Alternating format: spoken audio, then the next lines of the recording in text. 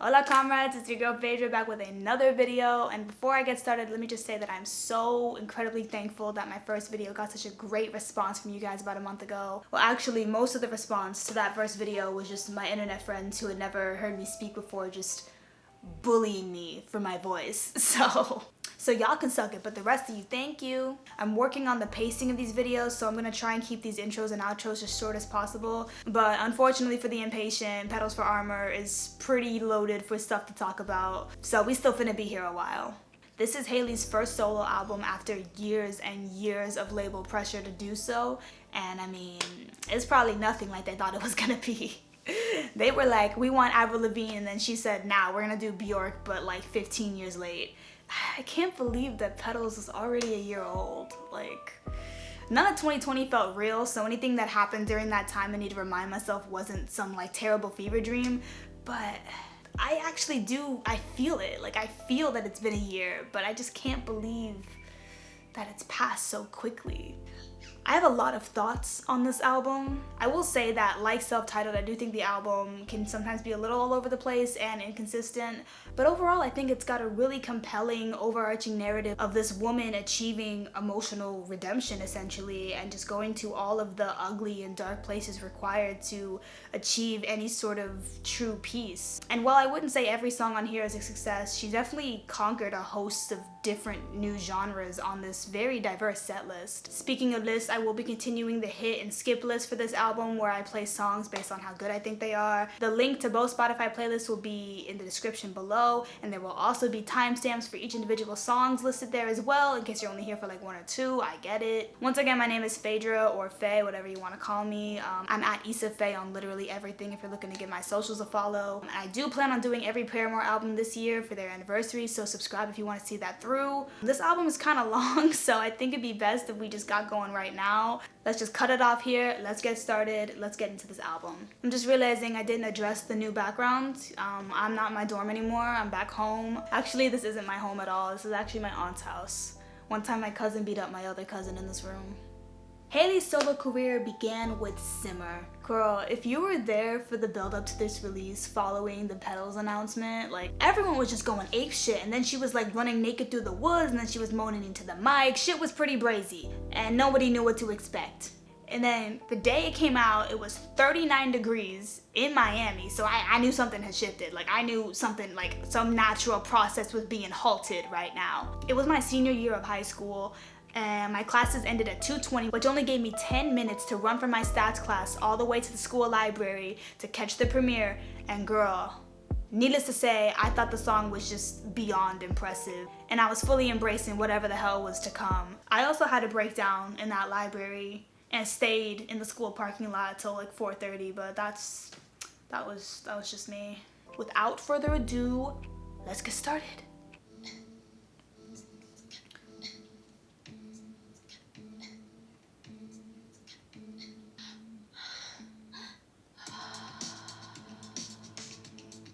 I remember during like the teasing phase, she dropped like just that part, like the breathing and the scatting. We were like, girl, what the fuck is this?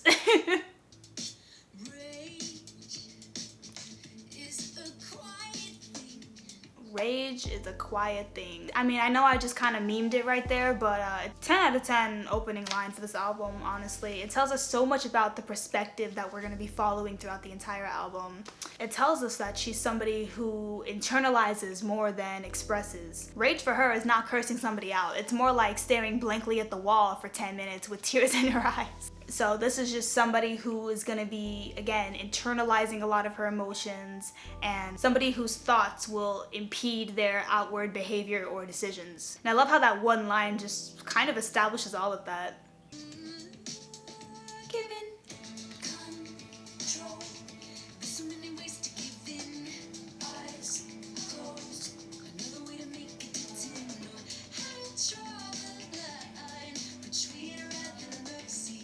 So that one lyric, where to draw the line between wrath and mercy, you know, more or less with anger, she keeps her composure. It's mostly for the sake of others. But at some point you need to ask yourself, are the comfort of other people worth more than my own comfort? Because I'm holding back so much. since I don't want to make a scene or push people away. But because of that, I'm neglecting my own ability to work through my own stuff. So where do we draw the line? Right now I have it all bottled in, but who knows if I can keep this up. On another note, I love this chorus. It's really dark, but there's just such a definite groove going on here. Like the drums and the bass are awesome. I love how like she breathes and then it cuts to the next part. Like I love it.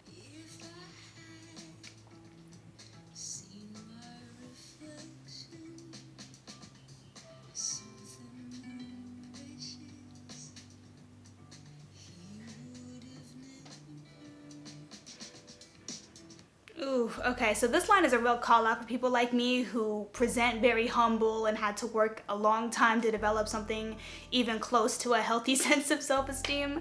You know, maybe if I had more pride in myself, people wouldn't feel like they could just take advantage of me and get away with it. That's such a disappointing life lesson. Like, people will assume they can just hurt you if they don't think you're gonna respond or retaliate. There needs to be an incentive not to do that to somebody.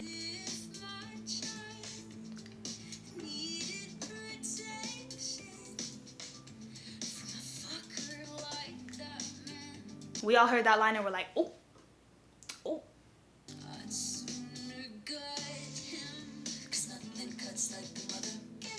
So I'd sooner gut him. I'd say this connects to the sort of altruism of the song. Like, I'm throwing myself under the bus and allowing myself to get kind of screwed over for the sake of peace. But if it were somebody else this was happening to, I am fighting, I am protecting, like not on my watch. I would never let somebody else go through this. I'm not entirely sure what the mother element represents. If anyone wants to comment on that, please let me know what you think, because there are a lot of ways to interpret it. It could be herself, like a younger age, or like an actual hypothetical child, or it could just be like a manifestation of like a protective instinct that she has. I don't really know. By all means, if you guys have an idea, please let me know.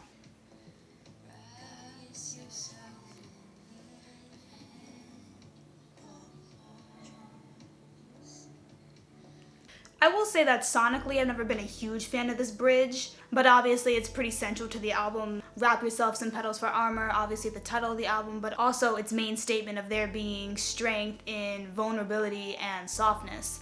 It seems that with the imagery of flowers, Hayley also associates this with embracing femininity, sort of like the perceived softness of femininity is in itself strong.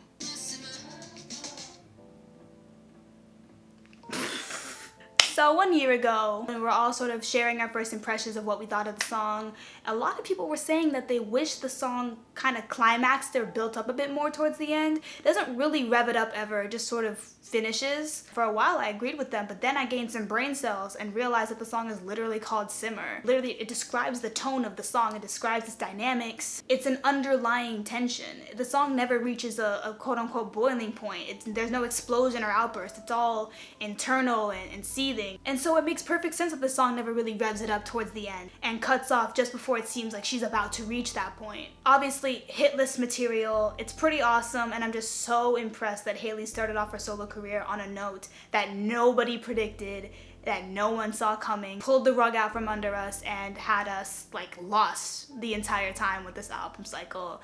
And I think this was the perfect note to start it on.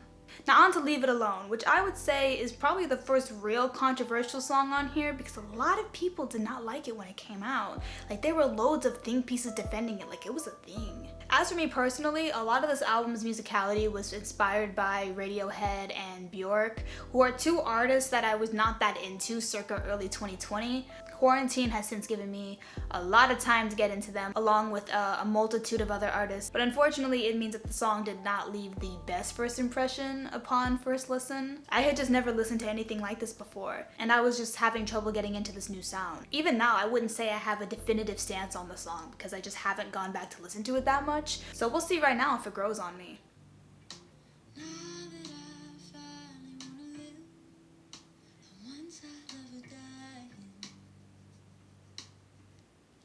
Ouch.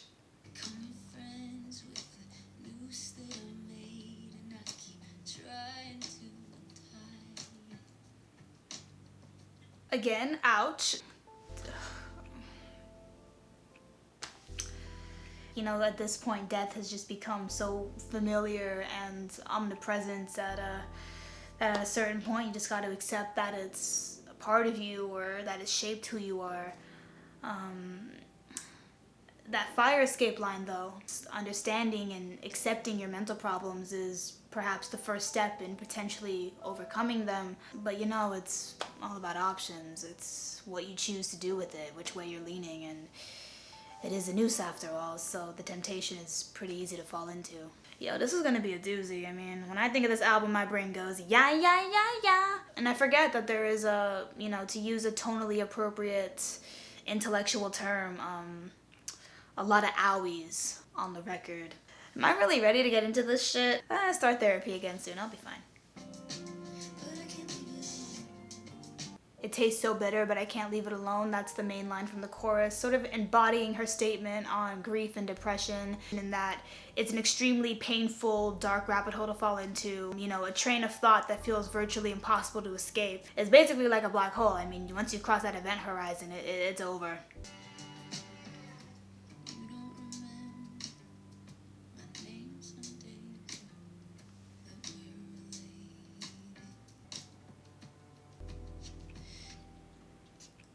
This verse is about one tragically influential event in Hayley's life where her grandmother suffered a traumatic fall and eventual memory loss as a result. And it's just really heartbreaking. You know, even though a life hasn't been taken per se, it still feels like the loss of a person you know. It brings me back to my grandfather, who I lost when I was 14. But after years of witnessing a gradual decline in his strength and integrity and autonomy, what hurt the most was that we just weren't really close anymore by the time he died. And it was just because I, at the time, didn't know how to react to the knowledge that he was dying. So when he did die at 95, I obviously felt the loss of his life, but I had been grieving our bond for years at that point. Moving on.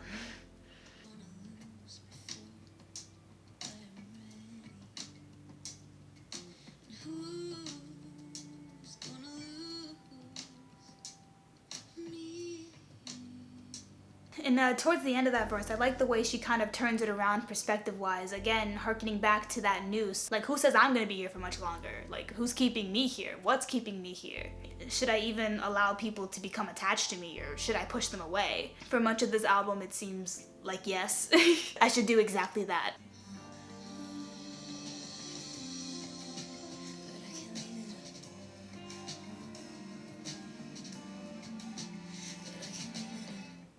I think along with Simmer, the song is really successful at creating atmosphere, this dreary and somber but kind of ethereal sort of environment, I'd say, that you immerse yourself in as you listen. I like the way the song kind of comes into its own at the end with like the subtle sort of layering and harmonies, and I think there's a piano line in there. And even though this is at the very beginning of the album where we still have yet to move on to other stages, the song doesn't feel like it's left behind thematically. It contributes to those later stages. You can feel the effects of this line of thinking and the struggles of opening up that comes up later on in the album. It's very significant where we go through all these emotional hardships that you find yourself sort of weighing all the options and asking yourself if pursuing certain things is worth it. And the possibility of losing somebody is definitely something that she considers.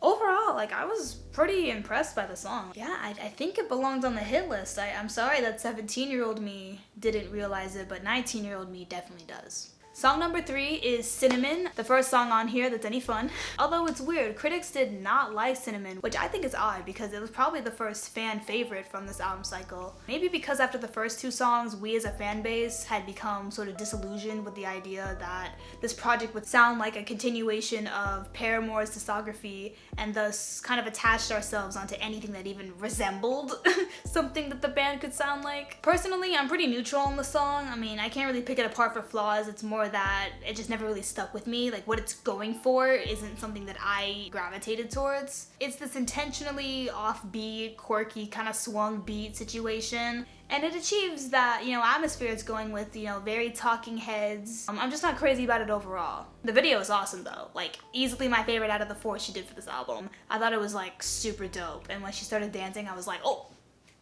she's a dancer now. Enough stupidity, let's get into it.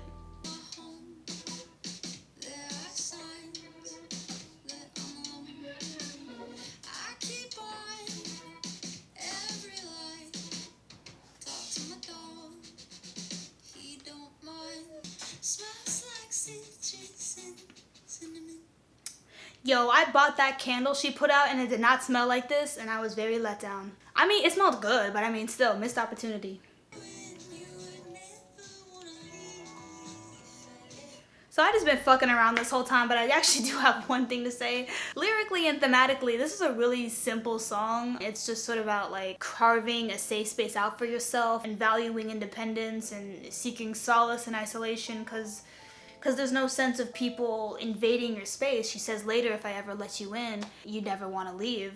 It's a song about, you know, loving being in your house, which has either aged incredibly well or incredibly horribly. On another note, I always thought the a cappella bridge from the video was better. I just like the sort of contrast and oomph that it gives when the final chorus kicks in.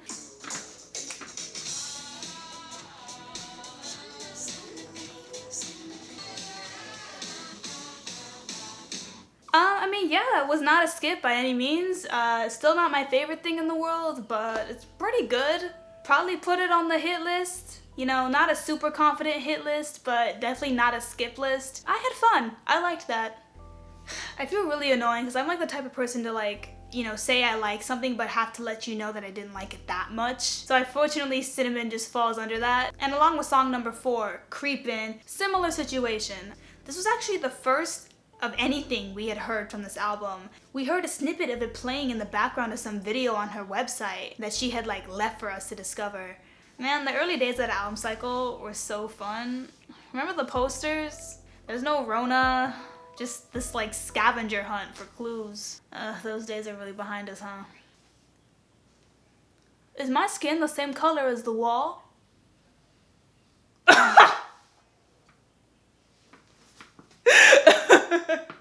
Oh no! Okay, we're gonna try our best to ignore that for the rest of the video.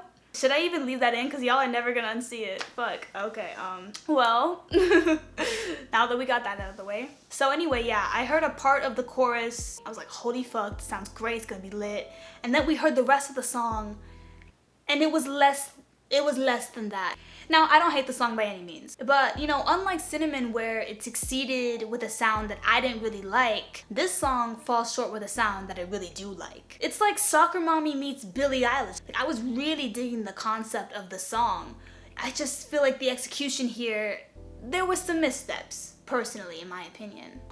I mean, listen, I'm looking to not feel that way. I'm hoping that I can feel positively about the song because I was really wanting it to be good because I loved that snippet we heard. Like, I was obsessed with it. I'm hoping that upon re-listen, it'll be better than I remember it being. Let's just press play.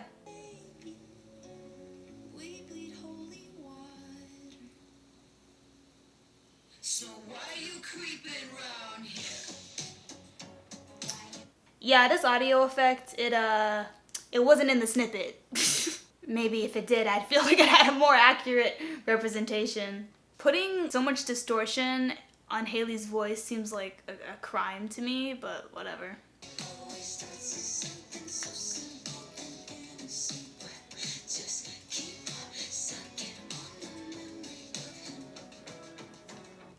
Alright, so Hayley described the song as being about energy vampires, which is a term that she uses to describe people who sort of just drain the energy out of you. Sort of just like a parasitic presence on your life and well-being. So I hear this and I'm like, oh, we're talking about ugly, okay. But then we get to this part right here, you know, just keep on sucking on the memory of him. And I'm like, him? Who the fuck is him? What are we talking about him for? Who's him? And then I'm like, oh. We're not talking about her ex. We're talking about the other bitch. Stranger not a threat to me? Oh. Like, girl, talk your shit, okay?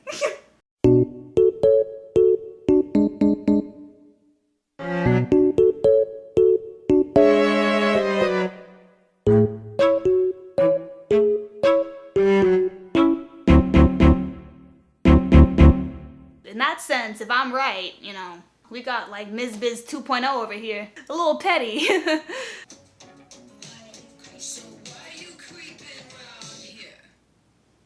So that was Creepin'.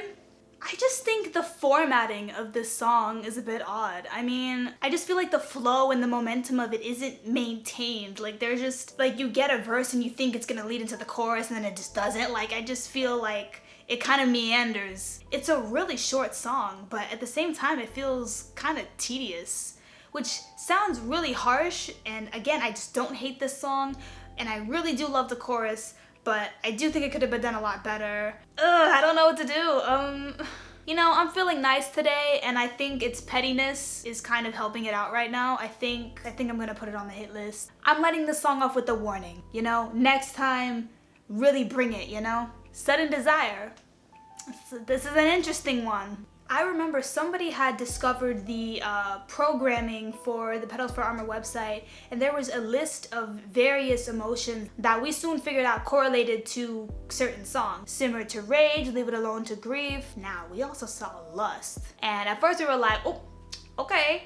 But then a couple weeks later, we found out there was gonna be a song called Sudden Desire on the album, and we kind of put 2 and 2 together. Cut to Petals 1 dropping, and we hear I Wanna Feel His Hands Go Down, and we were like, oh, okay, we were right. Look at us, detectives. This song proper slaps though. I mean, I'd say it's the first proper banger of the album. Like, the chorus, it just hits, the vocals she's serving. It's a good song. I'm hyped to press play.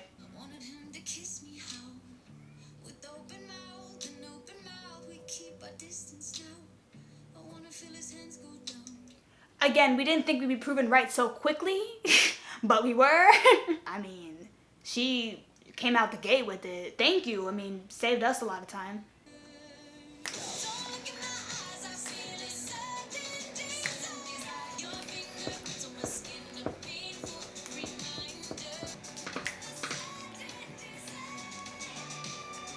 Oof, missed the vocal serves.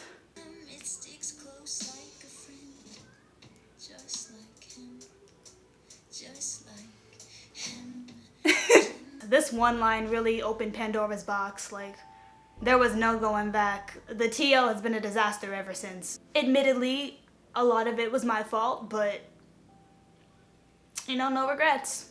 So yeah, this song is about the sort of awkwardness and anxiety that surrounds crossing a line with somebody who you had previously not really allowed yourself to think about in that way. Like the lyrics suggest, you know, with it being like the elephant in the room, it's tangible, it's there. It's really just a matter of, you know, if we're gonna acknowledge it or not, but it's there, no one's questioning that. But now we did acknowledge it, something happened.